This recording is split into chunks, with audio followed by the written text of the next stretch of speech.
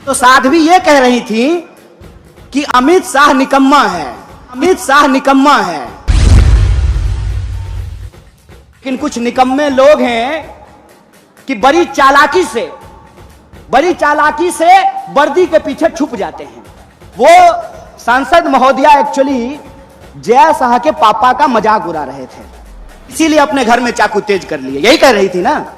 और आप ये बता रहे हैं कि जय शाह का पप्पा किसी काम का नहीं है, इसीलिए अपने घर में चाकू तेज कर लीजिए। यहां पुलिस के लोग वर्दी पहन करके खड़े हैं, क्या मैडम हम ही लोग चाकू तेज कर लें तो आप लोग क्या कीजिएगा? उत्तर प्रदेश पुलिस की तरह मुंह से ही ठाई ठाई कीजिएगा? क्या कीजिएगा बताइए? अगर हमको अपने घर में चाकू तेज करना है तो फिर गृह मंत्री किस लिए? अपने बेटा को बीसीसीआई का सेक्रेटरी बनाने के लिए? किस लिए है गृह मंत्री? किस लिए है रक्षा मंत्री? इस सवाल को अपने मन में पूछिए। साहब ने कहा कि हम ट्रेन के डब्बे में चाय बेचते थे। गुरु हम आपको चाय बेचते हुए तो नहीं देखे हैं, लेकिन रेलवे बेचते हुए आपको देख रहे हैं। गुरु हम आपको चाय बेचते हुए तो नहीं देखे हैं, लेकिन बीएसएनएल बेचते हुए देख रहे हैं। गुरु हम आपको चाय बेचते हुए नहीं देखे हैं, लेकिन एलआईसी बेचते हुए देख रहे हैं। देख रहे हैं कि नहीं देख रहे हैं? और आज इस देश का दुख दर्द क्या है? दुख दर्द यह है कि जीएसटी और नोटबंदी के चलते इस देश के व्यापार को तबाह कर दिया गया है। दुख दर्द यह है कि 100 में से 45 लोग बेरोजगार होकर के घूम रहे हैं। दर्द यह है कि हर 15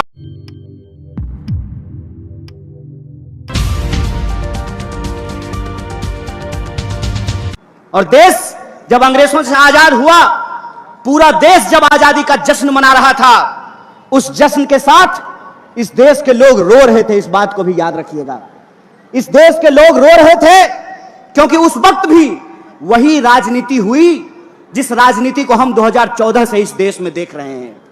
वही राजनीति हुई जो 2014 से आपके व्हाट्सएप पे आ रहा है। एक तरफ मुस्लिम लीग थी और मुस्लिम लीग के नेताओं ने कहा कि दो अलग अलग धर्म के लोग इस देश में एक साथ नहीं रह सकते हैं। दूसरी तरफ हिंदू महासभा थी जिसने कहा कि दो अलग अलग धर्म के लोग साथ में नहीं रह सकते हैं। लेकिन इतिहास याद रखिएगा, बड़े शर्म की बात है कि हिंदू महासभा और मुस्लिम लीग साथ में मिलकर के सरकार बना ली थी। इस बात को याद रखिएगा। यह बात आज जब हम पार्टी की स्थापना दिवस मना रहे हैं तो एक एक कार्यकर्ताओं को याद रखने की जरूरत है कि जो आजादी 15 अगस्त 1947 को इस देश को भारतीय राष्ट्रीय कांग्रेस ने दिलाया है, उस आजादी को अगर कोई बचा सकता है, जिस सपने को महात्मा गांधी ने इस देश में देखा है, उस सपने को अगर कोई बचा सकता है तो उस पार्टी का नाम भारतीय राष्ट्रीय कांग्रेस है और उस नेता का नाम राहुल गांधी है। इस बात को याद रखिएगा, इस बात को याद रखिएगा। जब मैं छोटा था तो मैं अपनी दादी से यह सवाल पूछता था कि दादी ये बताओ, देश जब अंग्रेजों के खिलाफ लड़ रहा था तो दादाजी क्या कर रहे थे? तो मेरी दादी कहती थी, बेटा गरीब लोगों के लिए रोजी रोटी प्राप्त करना आजादी प्राप्त करने से कम नहीं होता है। इस बात को याद रखना। मैं अपने सेवा दल के कुछ साथियों को यहां खड़ा देख रहा हूं। आप लोग भारत जोड़ो यात्रा में शामिल हुए हैं। यह सिर्फ वर्तमान की बात नहीं है, यह इतिहास है और यह इस देश का भविष्य तय करने वाला है। इस बात को याद रखिएगा। इस बात में कोई दो राय नहीं है कि दो तरह के विचार के लोग इस देश में रह रहे हैं। एक वो हैं जो इंसान को आपस में बांटना चाहते हैं, एक वो हैं जो नफरत की भाषा बोल रहे हैं, एक वो हैं जो इंसान को आपस में उनकी पहचान के आधार पर लड़ा रहे हैं, एक वो हैं जो इस देश के लोगों का रोजी रोटी छीन करके अपने दोस्तों की तिजोरियों में भर रहे हैं। दूसरी तरफ भारतीय राष्ट्रीय कांग्रेस है जिसको इस देश के लोगों को जोड़ करके रखना है, उनके बीच में मोहब्बत का पैगाम और संदेशा लेकर के जाना है। उनको इस बात को इंश्योर करना है कि इस देश के भीतर सबके लिए रोजी रोटी का इंतजाम होगा। यह देश सबका है, सिर्फ प्रधानमंत्री के दोस्त का नहीं है। इस बात का हमको संघर्ष करना पड़ेगा। इसीलिए जब आज हमारे सामने दो तरह के विचार है, एक तरफ वो लोग हैं जो नफरत की भाषा बोल रहे हैं, तो दूसरी तरफ हम तमाम लोगों को मोहब्बत की भाषा बोलनी पड़ेगी। एक तरफ वो लोग हैं जो दंगा फैलाने की बात कर रहे हैं, हिंसा करने की बात कर रहे हैं, तो हमको आपस में मिलजुल करके एकजुट होकर के रहने की जरूरत है।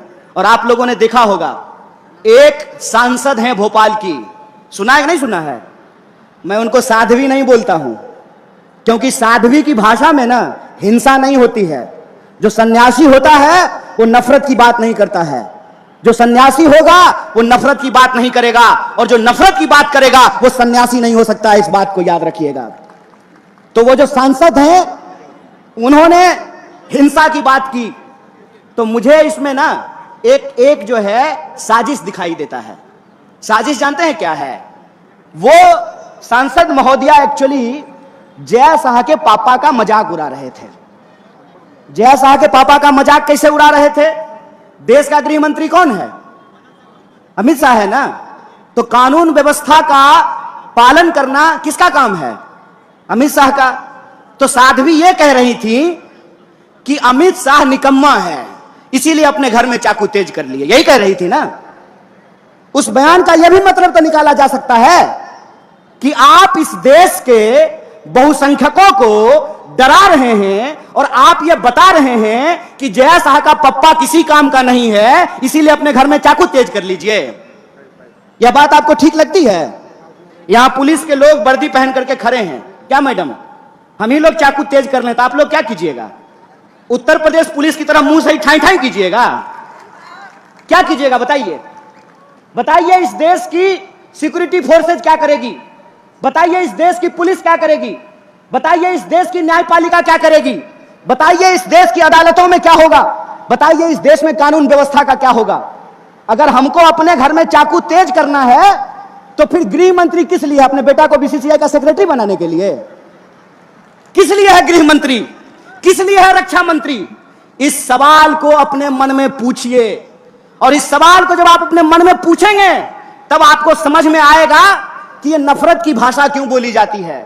यह नफरत की भाषा इसलिए बोली जाती है ताकि हम आपस में लड़ने लगें, और जब हम आपस में लड़ने लगेंगे तो हमारा रेलवे बेच करके अपने दोस्त की तिजोरी में साहब पहुंचा देंगे। साहब ने कहा कि हम ट्रेन के डब्बे में चाय बेचते थे। गुरु हम आपको चाय बेचते हुए तो नहीं देखे हैं, लेकिन रेलवे बेचते हुए आपको देख रहे हैं। गुरु हम आपको चाय बेचते हुए तो नहीं देखे हैं, लेकिन बीएसएनएल बेचते हुए देख रहे हैं। गुरु हम आपको चाय बेचते हुए नहीं देखे हैं, लेकिन एलआईसी बेचते हुए देख रहे हैं। देख रहे हैं कि नहीं देख रहे हैं? और अगर कोई चाय बेचने वाला होता तो दूध का दाम बढ़ाता क्या? मैं मोदी जी की तरफ पूछूं क्या? अगर कोई चाय बेचने वाला देश का प्रधानमंत्री होता तो जब नया साल आने वाला है तो 2 रुपया दूध महंगा किया जाता क्या?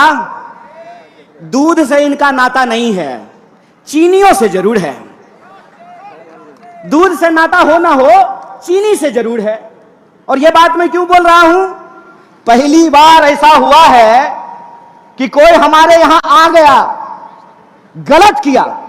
पूरी तरीके से भारतीय राष्ट्रीय कांग्रेस चाइना का विरोध करती है, उसकी निंदा करती है कि चाइना को कोई अधिकार नहीं है कि हमारी सीमा में घुसे, और अगर घुसेंगे तो हमको अपने देश के जवानों पे भरोसा है। हमारे घर में लोग फौज की नौकरी करते हैं, इसीलिए हमको पता है। अरे जूता नहीं भी होगा ना तो हौसलों से उनका मुकाबला करेंगे, यह बात हम जानते हैं। लेकिन कुछ निकम्मे लोग हैं कि बड़ी चालाकी से वर्दी के पीछे छुप जाते हैं। कभी वर्दी को बदनाम कर देते हैं, कभी वर्दी के पीछे छुप जाते हैं।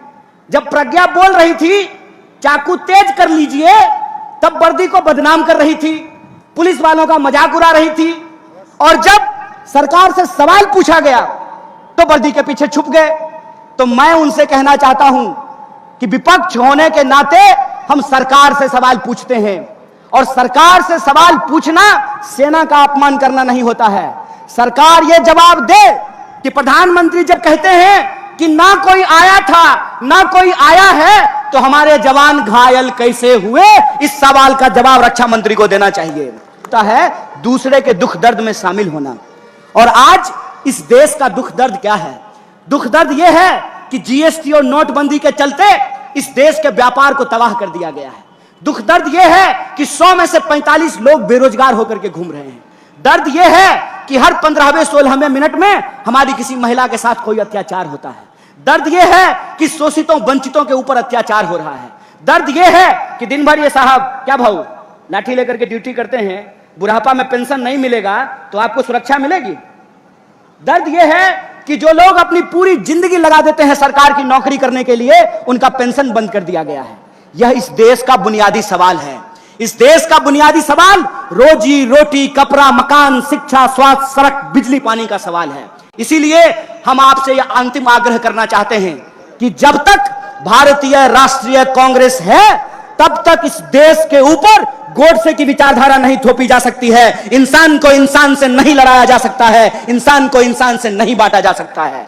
इसीलिए हमको अपने देश के बुनियादी सवालों पे बात करना है, और बुनियादी सवाल पे बात हो, इसके लिए जरूरी है कि नफरत की भाषा जो बोलने वाले लोग हैं, हम उनके साथ नहीं खड़े होंगे। समाज को जो बांटने वाले लोग हैं, हम उनके साथ नहीं खड़े होंगे। इसीलिए हम आपसे आग्रह करते हैं कि व्हाट्सएप मैसेज पे मत जाइए।